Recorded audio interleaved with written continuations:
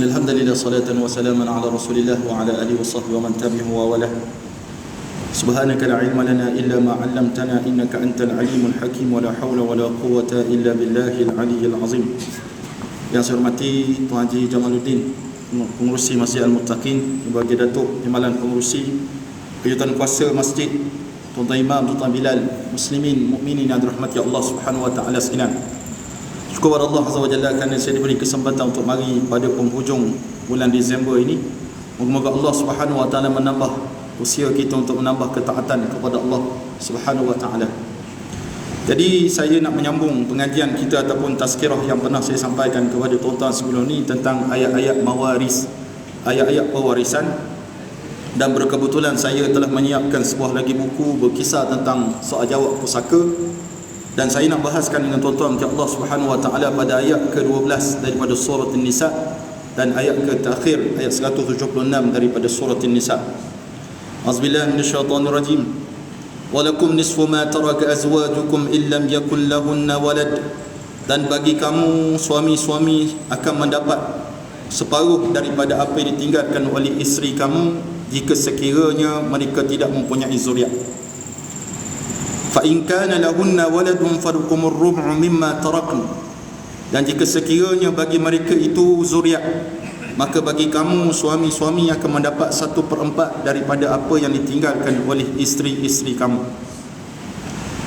Jadi ayat ni ayat yang muhkamat, ayat yang jelas, yang mana Allah Subhanahu wa taala menerangkan kepada kita tentang kefarduan yang kita sebut sebagai kadar fardu, kadar yang ditetapkan oleh syarak kepada ahli-ahli waris yang layak menerima pusaka. Seperti mana tuan-tuan maklum, ada 5 waris utama dalam pusaka. Baihu atau baikruk, kata orang Manjui, tak dapat tidak, dia akan dapat pusaka. Yang pertama, ibu dan ayah kandung. Yang ketiga, suami dan isteri. Dan yang kelima, anak-anak kita, laki-laki ataupun perempuan asal kandung, maka anak kandung layak menerima pusaka kita. Jadi 5 waris utama ni hanya 3 sebab saja boleh menghalang mereka daripada menerima pusaka. Selain daripada tu, mereka akan terima pusaka. Sebab ada setengah kes bila mana ada yang bertanya kepada kita, maksudnya dia tidak tahu. Baguslah dia bertanya. Dia kata kalau si mati ada zuriat laki-laki, mak ayah dia dapat lagi ke tak? Ini soalan dia akan tanya. Biasa soalan ni bukan seorang dua tanya, berpuluh orang soalan yang sama. Maknanya tak tahu, maka bertanyalah. Maka kita jawab, ibu dan ayah kandung selagi mana si mati itu mempunyai zuriat, si mati itu mempunyai harta, maka ibu dan ayah kandung dia akan dapat pusaka. Mengenai suami, Allah Subhanahu wa taala terangkan dalam ayat ni tentang bagaimana kalau isteri kita meninggal dunia, kalau dia tidak ada zuriat, sama ada kita nikah dengan anak dara ataupun nikah dengan balu ataupun janda. Memang sebelum dengan suami lain pun tak ada zuriat, dengan kita pun tak ada zuriat. Tak tahu siapa yang mandul, kita mandul ke dia, tak tahu. Maka bila mana dia mati, suami akan mendapat separuh daripada harta yang ditinggalkan. Maknanya kalau dia meninggalkan 1.500.000 tu milik suami. Kalau 100 juta lah, kalau 100 ringgit, 50 ringgit. Separuh akan dapat. Apa saja harta, itu duit, tak termasuk saham, kereta, separuh kereta dapat ke kita. Cuma tak boleh belah lah. Kalau belah tak guna kereta tu. Jadi separuh kereta milik kita. Ada satu kes berlaku dekat Copenhagen. Seorang ni, dia ni duda. Dia kahwin dengan anak dara tua. Anak dara tapi tak orang muda dah. Tua lah panggil, anak dara tua. Dia nikah tak sampai 2 tahun, mati anak dara tersebut. Bukan sebab nikah tu, sebab sampai ajal, mati. Maka bila mati anak dara ni, isteri ni mati, tak ada zuriat. Jarang waktu ada zuriat ni tuan-tuan, jarang sangat. Kecuali zaman Nabi Nuh, zaman Nabi Ibrahim, dan juga zaman Nabi Allah Zakaria alaihi salatu wassalam. 80 umur Siti Sarah dapat melahirkan anak namanya Ishaq. Maka tuan-tuan Allah Subhanahu wa taala sekalian, nak jadi ke cerita, bila duda ni kehilangan isteri dia, maka isteri dia orang kaya. Walaupun dia ni anak dara tua, tapi anak dara tua yang kaya. Ada rumah sewa, ada tanah bergelung-gelung, ada rumah sendiri. Bila dia mati, separuh harta dia dapat pada suami. Tetapi adik-beradik dia tak berapa bersetuju. Dia kata baru kahwin je, takkan dapat separuh harta dia.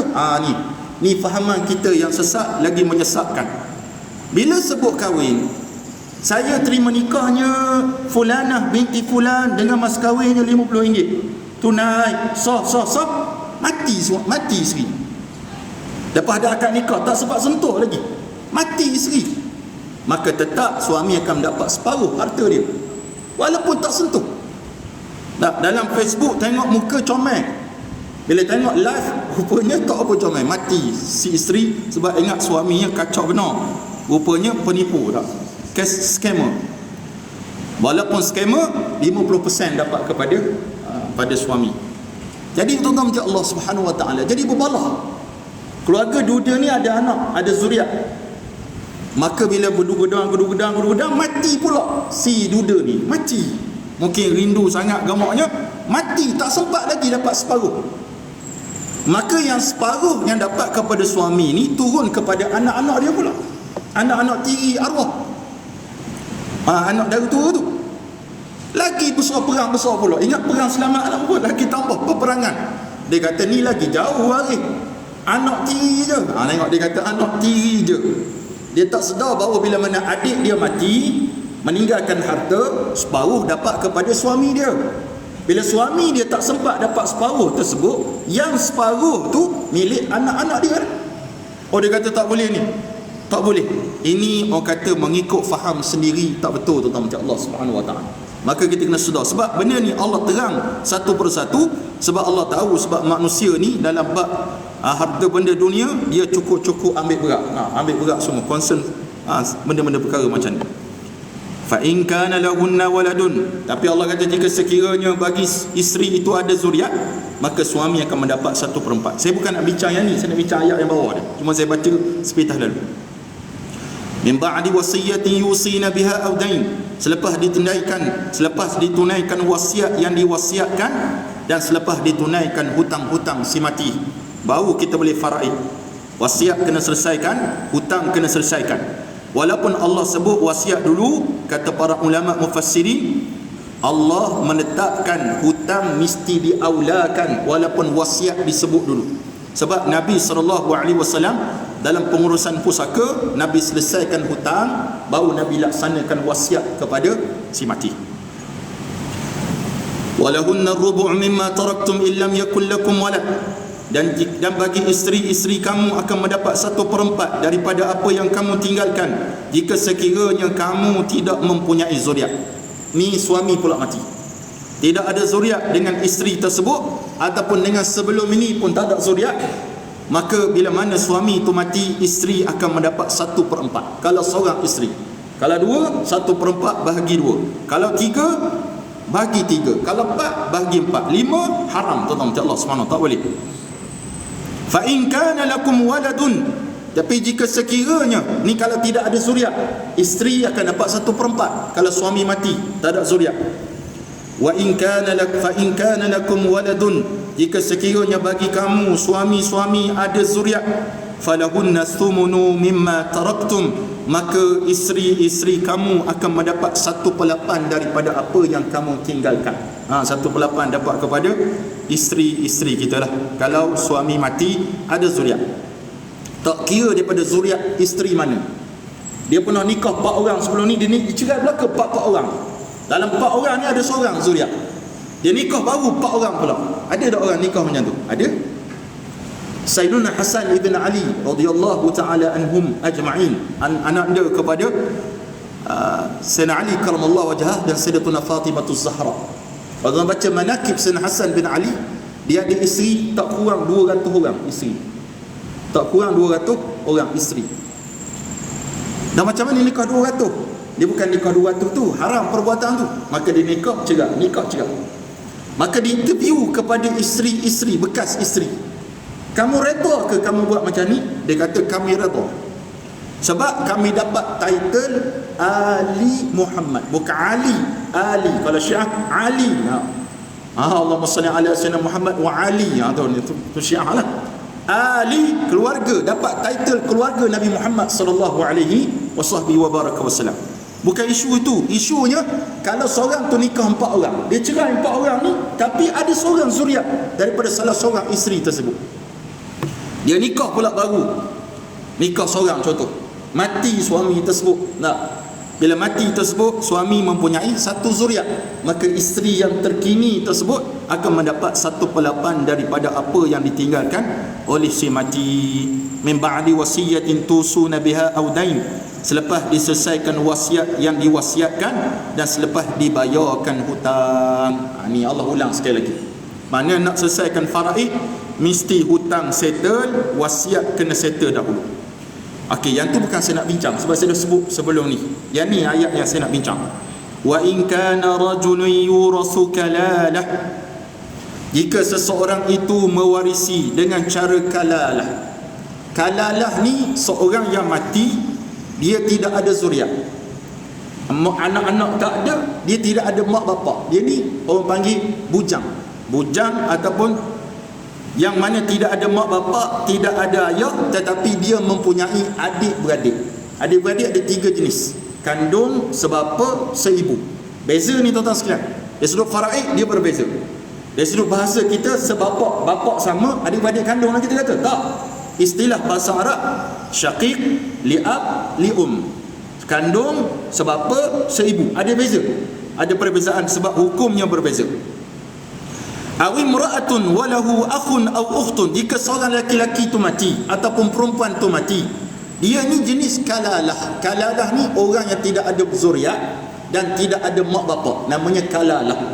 Ada sini yang tak ada mak bapak dah, dia tidak ada zuriat, dia tak kahwin, tapi adik-beradik ada, kita panggil dia kalalah namanya. Kalalah. Bukan kalaulah, itu kalaulah jodoh program Datuk Ustaz Kazi tu. Ni kalalah. Walahu akhun, dia ada seorang saudara lelaki, au ukhtun, atau saudara perempuan. Ayat 12 ni tuan-tuan sekalian, kalau tuan balik baca nanti, ayat ni spesifik tentang adik-beradik seibu saja. Tengok bagaimana Allah menerangkan kepada kita tentang hak adik-beradik dalam pusaka. Kenapa Allah terangkan macam ni? Sebab Allah Maha tahu bahawa sifat manusia kadang-kadang dia kupi wal kedekut dengan adik-beradik. Oh, berkira betul dia tak. Oh, berkira. Bukan di Taman Meru, di tempat lain. Kalau kawan-kawan tak apa. Oh, dia tak kira kawan-kawan. My best friend ni macam-macam. Tapi kalau adik-beradik, oh, dia kata berkira. Dia berkira. Ni spesies terancam macam Allah Subhanahu Wa Taala. Jadi jangan ada sikap macam itulah. Adik-beradik patutnya kita jangan berkira dengan mereka. Tapi ada setengah orang berkira bukan main adik-beradik dengan kawan-kawan, dia tak kisah. Adik-beradik nak pinjam RM10. Kamu lah. Kalau kawan kita RM10 tak cukup tu, share RM10, RM20 anda bagi, 20 kita tambah. Ihsan kita kepada kawan. Tapi Allah Subhanahu Wa Taala suruh kita buat baik pertama dengan adik-beradik dulu. Jika seorang tu mati, dia ada seorang adik-beradik laki-laki atau seorang adik-beradik perempuan. Ni Allah sebut akhun au ukhtun, adik-beradik seibu. Falikulli wahidin minhumas sudus, maka setiap seorang daripada mereka, contoh mamak mati, dia tidak ada mak bapak, dia tidak ada anak-anak, dia ada kakak seibu seorang, contoh, atau abang seibu atau adik seibu, tak kira, asalkan seibu, laki-laki ke perempuan ke, kalau seorang, dia akan dapat 1/6 pusaka daripada arwah si mati tadi. Baik. Wa fa in kanu aktsara min dhalika fahum syuraka'u fis sulus. Jika sekiranya mereka adik-beradik tu ramai, seibu tu ramai, mamak mati, ada abang seibu seorang, kakak seibu seorang, ramai ni 2 ke atas, maka fahum syuraka, maka mereka bersekutu mendapat as-sulus 1/3.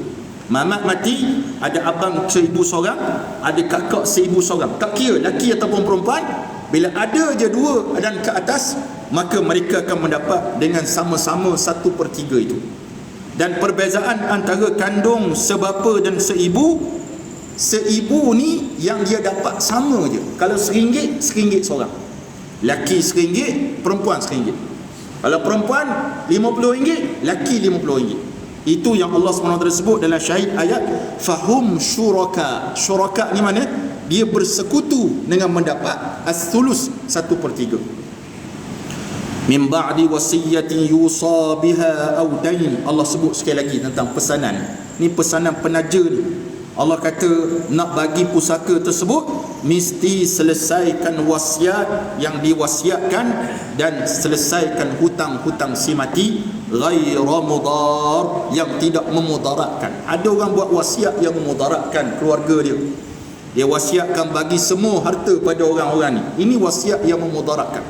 Jadi Allah SWT kata jangan buat macam tu. Wasiyatan minallah. Wasiyatan minallah maksudnya ketetapan itu daripada Allah Subhanahu wa taala. Wallahu alimun halim, dan sesungguhnya Allah Maha mengetahui lagi Maha lembut, penyabarnya Allah Subhanahu wa taala. Halim ni orang yang penyabar orang. Jadi pada ayat ni tuan-tuan, Allah Subhanahu wa taala, saya nak tarik perhatian tuan-tuan tentang hak adik-beradik seibu ni.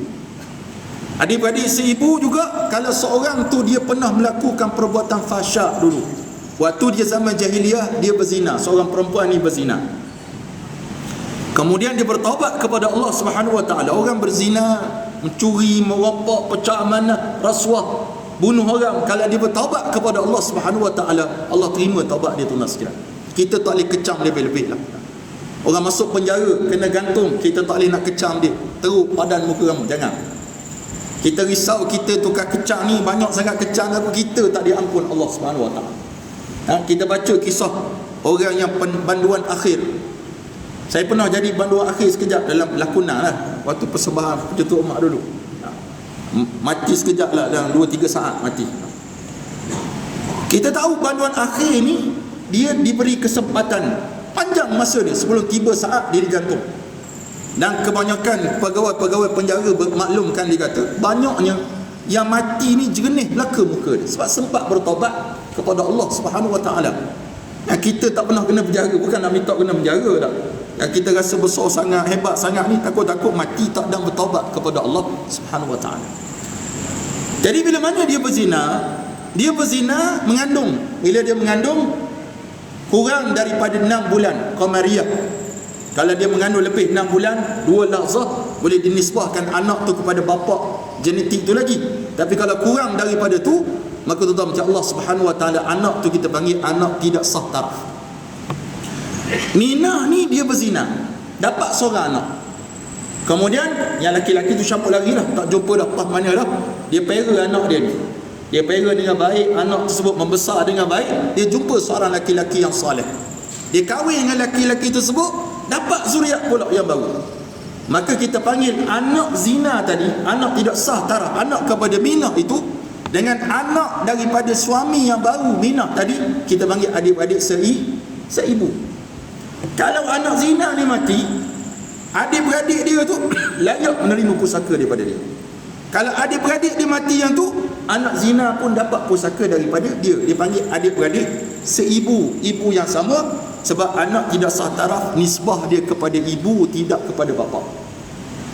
Dan tuan-tuan Allah Subhanahu wa taala sekalian, sangat luar biasa sekali bila mana kita sebut perkara ini. Macam semalam saya dikongsi dalam TikTok saya, pengiraan pusaka tentang adik-beradik kandung ada 4 orang, adik-beradik adik-beradik kandung lelaki 4 orang, adik-beradik kandung perempuan 4 orang. Lepas tu ada ibu seorang, ada adik-beradik seibu seorang. Dalam pengiraan tersebut kita dapat pengiraan yang dapat kepada seibu lebih besar daripada kandung. Ada kata dah kenapa pula lebih besar? Tengok. Tu kalau kita sebut dari sudut pengajian faraid, dia ada menguasai, dia kena faham 3 bidang. Yang pertama bidang nasab keturunan kena tahu. Yang kedua nasab, yang kedua hisab matematik. Yang ketiga fatwa, 3 kefatwaan. Sebab bila mana orang tanya, kita boleh jawab berdasarkan kaedah-kaedah yang syarak telah tetapkan. Jadi saya fokus pada seibu tu sebab ada orang yang menganggap adik-beradik seibu ni tak kuat. Yang paling kuat kandung dan sebapa, kata dia. Kandung confirm lah.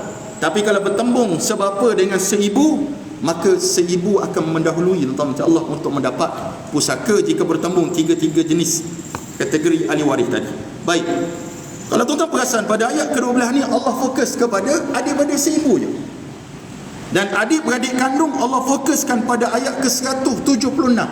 Daripada ayat 12 176 baru cerita bab kandung dengan sebab apa. Kat sini kata tuan guru kami, Allah kemungkinan antara dia punya intisari lah.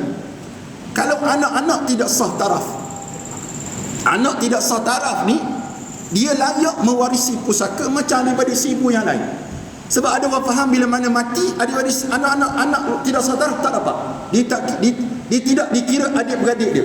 Sedangkan mereka itu adik-beradik. Dan anak tidak sah taraf tidak bersalah. Mereka tak bersalah. Sebab yang bersalah mak bapak mereka. Itu pun kalau mereka bertaubat kepada Allah, tak ada dosa dah. At-taibu minadz dzambi kama la dzamba lahu. Orang bertaubat daripada dosa macam tak ada dosa.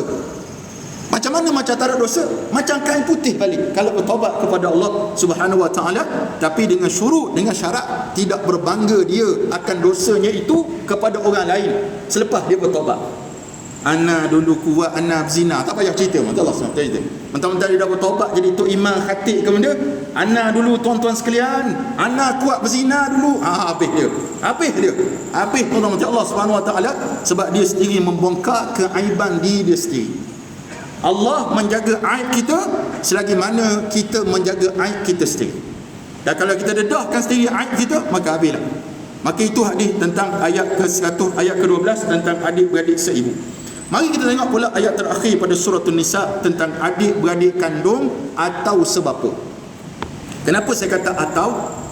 Sebab dalam pewarisan kalau ada kandung, sebapa takkan dapat. Kalau ada kandung, sebapa takkan dapat. Kalau tak ada kandung, sebapa baru layak menerima pusaka. Sebab dia dalam title istilah yang kita gunakan dalam ilmu faraid, dia panggil asabah. Asabah ni ahli waris yang menerima pusaka, boleh mengambil semua harta dan juga boleh mengambil baki harta jika masih lagi mempunyai baki. Kadang-kadang tak ada baki, tak dapat pusaka. Tak dapat pusaka. Yastaftunaka, mereka minta fatwa kepada kamu wahai Muhammad sallallahu alaihi wasallam. Qulillah, katakanlah wahai Muhammad sallallahu alaihi wasallam, Allahu yuftikum, Allah yang memberi fatwa kepada kalian fil kalalah. Kita jumpa sekali lagi perkataan kalalah.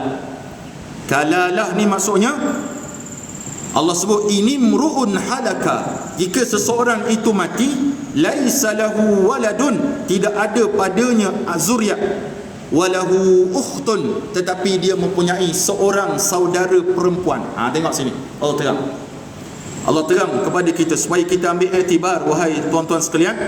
Kalau kita risau tak ada zuriat laki-laki, nanti adik-beradik kita dapat pusaka, risau sungguh kita ni. Sampai ada yang bersungguh-sungguh buat hibah tak jadi masalah. Jangan sampai rebah sudah. Rebah maksud saya disebabkan kita buat tindakan macam tu, berpecah adik-beradik kita. Saya pernah jumpa orang kaya datang bertemu dengan saya dekat Baitul Diak dulu. Orang kaya ni dia tak ngaku dia kaya. Kita tahu dia kaya lah. Dia mari 3 biji kereta besar-besar belaka. Dia kata, Ustaz, saya dah hibah siap-siap pada anak-anak saya, anak perempuan saya ada 3 orang. Dia ada restoran besar macam-macam lah. Dia bagi disebut jumlah yang dihibahkan tu. Saya pun kata, Alhamdulillah. Saya pun tanya pada Haji, kenapa hibah belaka pada anak masa hidup ni? Dia kata, saya cadarnya saya hibah sekarang ni supaya kalau saya mati, harta saya tak dapat pada adik-beradik saya. Tengok dia punya hujah kemah-kemih. Saya kata, kenapa pula tak nak dapat pada adik-beradik? Saya tak baik dengan dia, Ustaz. Sejak muda sampai sekarang tak baik. Apa kesilapan besar dia tentang Allah Subhanahu wa taala? Nombor 1 bukan sebab kesilapan hibah tu. Nombor 1 kesilapan tak sambung silaturahim antara dia adik-beradik. Kita 3 hari tak bertegur tuan-tuan Allah Subhanahu wa taala, Allah tak terima ibadat kita. Bayangkan kalau kawan-kawan, bagaimana pula dengan orang yang melibatkan adik-beradik tak nak bagi. Saya sebut pada haji tersebut, kita nak hibah semasa hidup, itu hak kita. Betul, itu hak kita. Selagi mana harta tu kita punya, bukan milik orang lain, harta tu diiktiraf oleh syarak, bukan harta yang halal, bukan harta yang haram, kita boleh hibah kepada siapa kita nak bagi. Tapi bila haji niat tak nak bagi ke adik-beradik, niat tersebut telah terpesong, tapi hibah itu telah sah. Hibah sah walaupun niat terpesong. Dia tak nak bagi ke adik-beradik dia. Saya kata, Ustaz, dia pun sebut, Ustaz, Saya kalau bagi, saya rasa tak macam tak redha je kalau bagi. Sudahlah, macam-macam lah. Jadi saya nak nasihatkan pada tuan-tuan dalam melibatkan harta pusaka ni, betul tuan-tuan nak anak tuan-tuan je dapat. Sebab kita bekerja ni memang untuk demo. Kalau kita mati, depa lah dapat harta kita. Tapi Allah sebut dalam ayat, abaukum wa abnaukum la tadruna ayyuhum aqrabu lakum naf'a. Mak bapak kamu, anak-anak kamu tak tahu siapa di kalangan mereka ni yang paling banyak bagi manfaat kepada kamu dari pusaka yang mereka dapat. Kita dapat tahu tak siapa bagi manfaat? Ada saya pernah jumpa, saya buat pengiraan ni hari-hari ada soalan pengiraan. Saya suka share dalam Facebook saya tentang pengiraan. Bukan nak kata pandai tak, ada orang tegur salah pun ada tak sejelak kira. Dan nak sebut bila mana kita kira, ada seorang tu dia tak dapat banyak pun sikit dalam 3-4 ribu itu. Dia kata saya dapat 3-4 ribu ni ustaz, saya tak nak ambil, saya infak pada tempat lain. Saya kata ada masjid, nak buat masjid, infak sana, dia infak balik untuk ayah dia, tuan-tuan, macam Allah SWT. Dia tak ambil. Ada setengah dia ambil untuk dia, itu hak kita, tak apa. Nak ambil, tak ambil, tak ada masalah. Cuma yang beri isu tu macam Allah Subhanahu Wa Taala, bila kita membutai mata kita dengan harta benda pusaka ni, yang menyebabkan kadang-kadang bila mana mati je kita berbalah antara adik-beradik yang kita tinggal. Tu saya sebut pada haji mungkin dari sudut tanah lot susah kita nak bagi nama banyak. Haji boleh hibah, sebab hibah terbaik masa hidup. Tapi kalau duit ada dalam bank sikit-sikit tu, tinggallah sikit untuk adik-beradik supaya rasa-rasa untuk demo. Faraid harta melibatkan duit mudah je, tak susah. Tapi dia tak dengar, dia kata tak boleh ustaz, saya memang takkan redha. Saya bertemu haji ni bukan sekali, 2 kali. Pergi kuliah dekat satu tempat, jumpa dia pula. Dia tanya lagi soalan yang sama, kita jawab pula, berbalah pula situ. Macam berdebat kita dengan dia. Dia tak setuju dengan hibah. Yang saya kata, hibah ni kata dalam ulama mazhab kita Imam Syafi'i, hibah mesti adil dan saksama. Kepada siapa? Kepada ahli waris yang layak menerima pusaka kita. Adil tu maksudnya apa? Wada'u syai' fi mawdi'ihi. Letak satu benda pada tempat dia. Maknanya hibah ni kita tengok waris kita nombor 1 kerja apa? Kerajaan DG 58 contoh. Besar-besar ni. Kawan saya dah naik 48 dah. Rugi aku letak jawatan itu dah. Naik 48 dah. Ni 44, ni 58. Kalau 48 campur 48, DG 96. Minta Allah SWT. Isteri. Lagi. Ni seorang lagi kerjanya driver. Kerajaan juga tapi driver saja. Grade-nya rendah, gajinya kecil contoh. Adilnya seorang bapa, dia tak bagi 1000 seorang. Awak 1000, awak pun 1000. Itu ayat yang tidak adil. Yang adil macam mana? Yang gaji rendah ni bagi lebih sikit lah. Yang gaji besar ni sikit sudah lah. Yang adil bagi ayah, tak adil bagi saya pula yang kaya ni kata. Mu kena mengaji faraid tak nak. Itu sebab kadang-kadang kita kena redha bima qasamallah taqud aghnan nas, kata Rasulullah SAW. Redha apa yang Allah tentukan kepada kita, jadilah kita sebab sekaya-kaya manusia. Saya cerita faraid ni sebab saya bawa balik pada Kuantan, urus pusaka ayah saya. Harta tak banyak, nilaian tanah pun sekitar 230,000 riyal je. Waris ada 7. Pecah pula dengan pak saudara ada separuh. Harta tu mana? 115,000 je harta ayah. Saya lepaskan hak, abang sulung saya lepaskan hak, lepas pada 5 adik-beradik yang lain. Kenapa sebut macam tu? Macam Allah Subhanahu Wa Taala supaya kita kena sedar faraid bukanlah satu benda yang baihu ubaikru kita dapat. Kita ambil, aku lah, kau tak ambil, dosa aku. Kalau aku tak ambil, dosa mak ayah dalam kubur. Tak betul. Faraid ketentuan Allah, tapi tak wajib kita ambil. Kita boleh lepaskan hak kepada adik-beradik yang susah, adik-beradik yang tidak ada tanah, tak ada rumah lagi, kita bagi kat dia. Ini yang panggil ihsan adik-beradik. Tapi kebanyakannya payahlah nak cari macam tu, sangat payah. Yang sekangkang mangki tu pun berbalah tak sudah. Saya pergi jabat pusaka dekat pejabat tanah PTG tu, dekat Pahang. Kalau saya mari 5 beradik, sebab adik-beradik saya tak reti nak print, nak time, tak jumpa tempat. Jadi semasa pergi belaka, saya ingat ramai dah 5 beradik mari ni. Mari pula ramai pada saya lagi, penuh bilik tu dengan orang. Betul lah saya kata, sebab saya reti teori, praktikal saya kurang. Bila saya masuk bidang praktikal ni sekejap, hari tu nampak betul lah tuan-tuan, macam Allah Subhanahu Wa Taala, betul lah. Saya bincang tadi pun jumpa dengan seorang hamba Allah tu, dia kata balah adik-beradik ni, balah adik-beradik pening tuan-tuan sekalian. Dia berlaku. Jadi kita tasawuf balahlah dengan harta pusaka. Tak ada anda senang cerita bab ayat 176 ni. Saya bahas pada tahun depan pula insya-Allah kalau jemput tazkirah. Cuma ingatan saya sekali lagi pada tuan-tuan yang dirahmati Allah Subhanahu Wa Taala sekalian. Tuntutan pusaka dalam melibatkan pusaka kecil ni panjang masa dia. Saya mohon Oktober 2022 baru dipanggil 21 hari bulan, 20 hari bulan. Disember. Mana setahun, hampir setahun sebulan lebih. Baru dipanggil.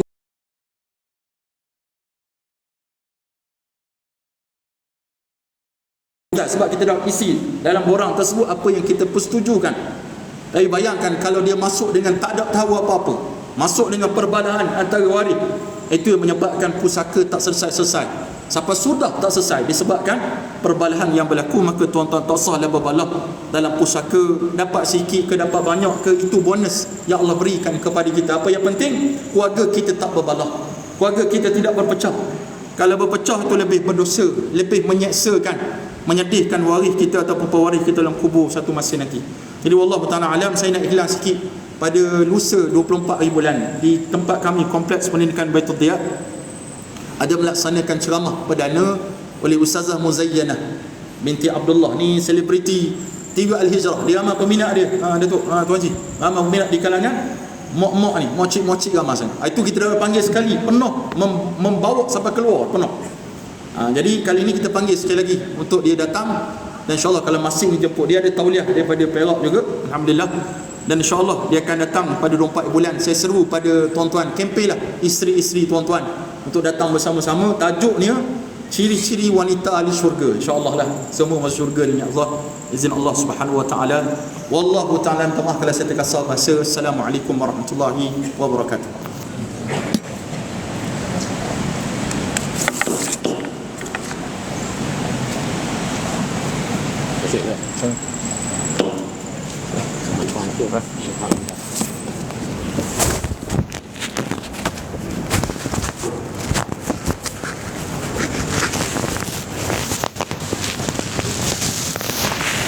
Alhamdulillah. Terima kasih Ustaz. Saya pun saya pun Bakri dan saya Isra sudah menyampaikan tajuk yang jarang-jarang kita dapat dalam pengajian-pengajian kita. Dan untuk hal-hal baik ini, maka orang kita ini Ustaz boleh rujuk. Saya ada kemuskilan boleh hubung. Imam tugas kita pada Ustaz Anu antara